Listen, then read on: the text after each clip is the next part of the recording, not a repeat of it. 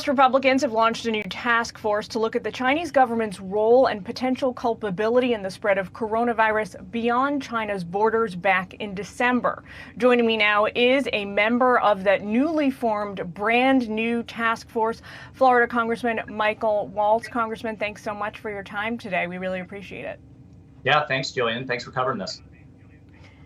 So as I understand it, this new task force is looking a little backwards, looking at what China's government knew when they knew it, and then it's also looking a little forwards, how to hold the Chinese government potentially accountable. Is that right?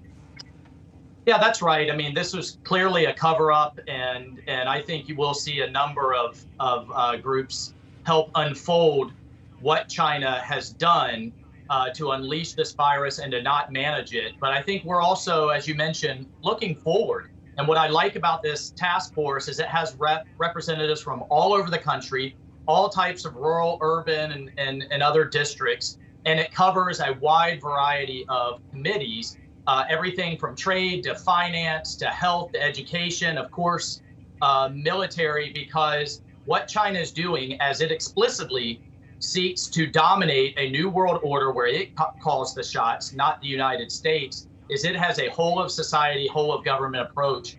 And that's how we're looking to combat what they're doing from the United States perspective.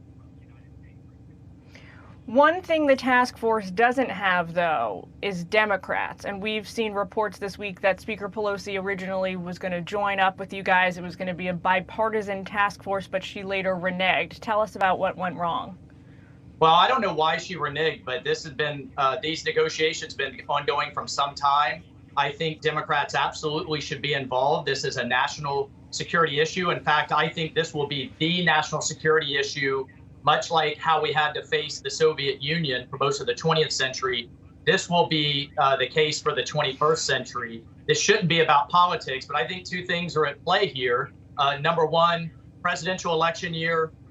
Joe Biden is so bad on this issue. He thinks the rise of China to compete and eventually try to dominate America is an okay thing. He's on record many times as doing that. And then number two, this kind of narrative the Democrats want to craft, that anytime we want to deal with China, it's a distraction from their perspective of what they believe were President Trump's failings. That's just ridiculous. This is about dealing with what I think is the most existential threat to the United States, to liberty around the world, to a free world order that we've ever faced. So is the task force, I guess this is really a two-part question for you. Number one, is the task force planning to do investigating of its own? And then number two is, once you have a handle on what the Chinese government knew about the virus and when we got the facts and the timeline ironclad, are you going to present your findings to President Trump, or where do you hope to take it, I guess is the question. So we'll incorporate a lot of what the intelligence community is doing. We'll receive a series of classified briefings.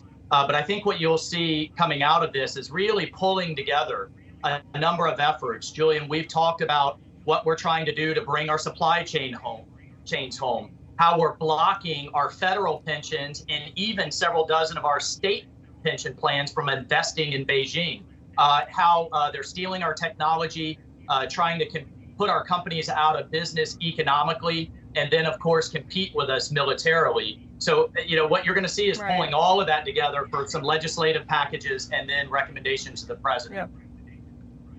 Another really important element of that package you're working on is seeking to hold the Chinese Communist Party responsible for what you're calling infiltration of U.S. universities. Tell us about the Chinese efforts on that front.